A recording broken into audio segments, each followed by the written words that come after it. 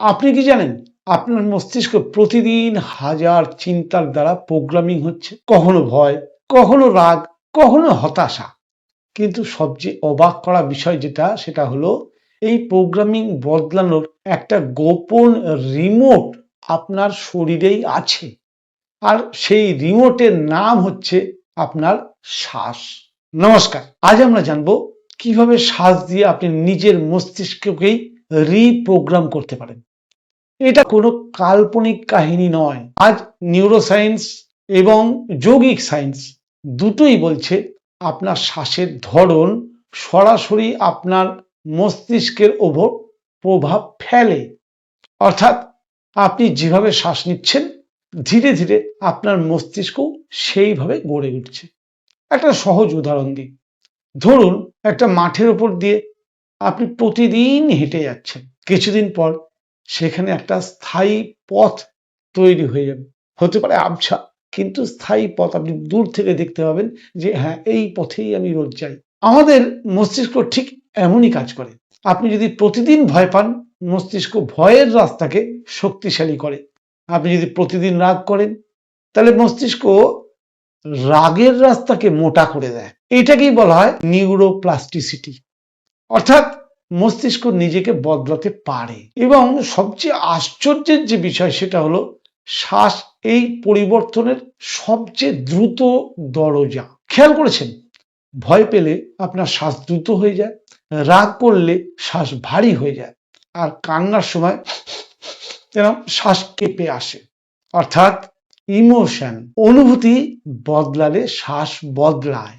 কিন্তু যোগশাস্ত্র হাজার হাজার বছর আগে একটা উল্টো রহস্য বলেছিল যে যদি অনুভূতি বদলালে শ্বাস বদলায়, তাহলে শ্বাস বদলালেও নিশ্চয়ই অনুভূতি বদলাবে। এই যে উল্টো রহস্য, এখানেই আছে সমস্ত ম্যাজিক।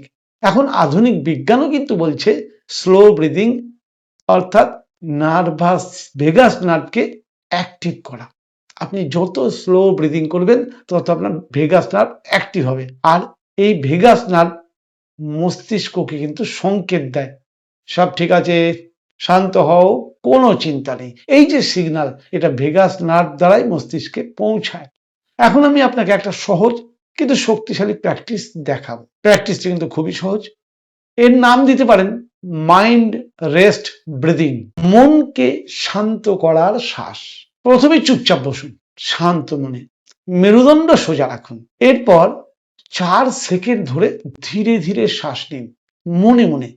সময়টা 4 সেকেন্ড গুনতে পারেন মনে। 1, 2, 3, 4 সেকেন্ডের হিসাবে আপনি গুনতে পারেন। স্টেপ 3, 2 সেকেন্ড হোল্ড করুন, অর্থাৎ অন্তকুম্ভক করুন বা শ্বাসকে আটকে রাখুন।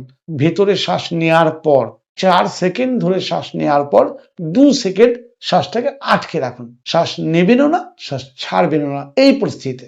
এবার 4 নম্বর স্টেপে কি করবেন? এবার 6 সেকেন্ড ধরে ছাড়ুন।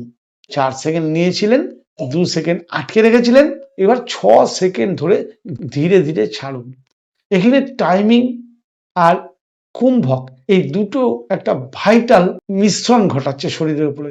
শ্বাস ছাড়ার সময় আপনি মনে মনে একটাই কথা বলুন, আমি শান্ত, অথবা আমি নিরাপদ, আমার কোনো চিন্তা নেই, কোনো ভয় নেই, আমি ভেতর থেকে সুস্থ হচ্ছি। ব্যাস, এই থিঙ্কিং এর সঙ্গে ধীরে ধীরে শ্বাস ছাড়ুন। এই ছোট্ট কাজটা ধীরে ধীরে আপনার মস্তিষ্ককে নতুন সংকেত দিতে শুরু করে। আগে যেখানে মস্তিষ্ক সবসময় ট্রেসে থাকতো, এখন সে শিখতে শুরু করেছে আমি শান্ত থাকতে পারি, আমার ভয় ছাড়াও আমি বাঁচতে পারি।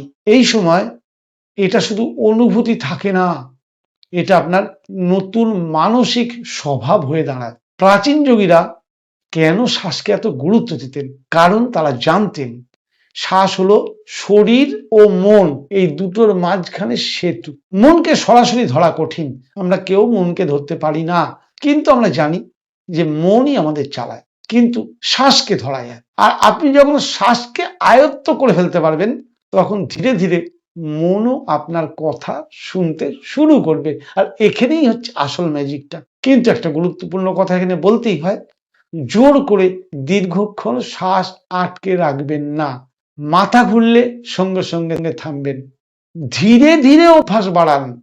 কখনোই প্রাণায়াম মানে প্রতিযোগিতা নয়। মস্তিষ্ককে রিপ্রোগ্রামিং করা মানে যুদ্ধ করা নয়। এটা অনেকটা শুকনো মাটিতে ধীরে ধীরে জল দেওয়ার মতো। জল যত দেবেন আস্তে আস্তে মাটি টেনে নেবে, আবার জল দেবেন, আবার মাটি টেনে নেবে। কিন্তু একবার যদি বেশি জল দেন, মাটির উপর দিয়ে জল গড়িয়ে চলে যাবে, মাটির টানার ক্ষমতা থাকবে না। হয়তো দুদিন আপনি ভাবতেন আমার মনটাই খারাপ, আমি বদলাতে পারবো না, কিন্তু সত্যিটা হলো আপনার মস্তিষ্ক পাথর নয়, এটা নদীর মতো। যেদিকে প্রবাহ দেবেন সেদিকেই সে পথ তৈরি করে নেবে। আর সেই প্রবাহ শুরু হতে পারে আপনার পরবর্তী শ্বাস থেকেই। এই ধরনের গভীর যোগবিজ্ঞান ও শ্বাসের রহস্য জানতে চাইলে ভিডিওটি লাইক করুন, চ্যানেলটি সাবস্ক্রাইব করুন, কারণ আগামী ভিডিওতে আমি আলোচনা করব কিভাবে নির্দিষ্ট শব্দ ও শ্বাস একসাথে মস্তিষ্কের তরঙ্গকে বদলে দিতে পারে। নমস্কার।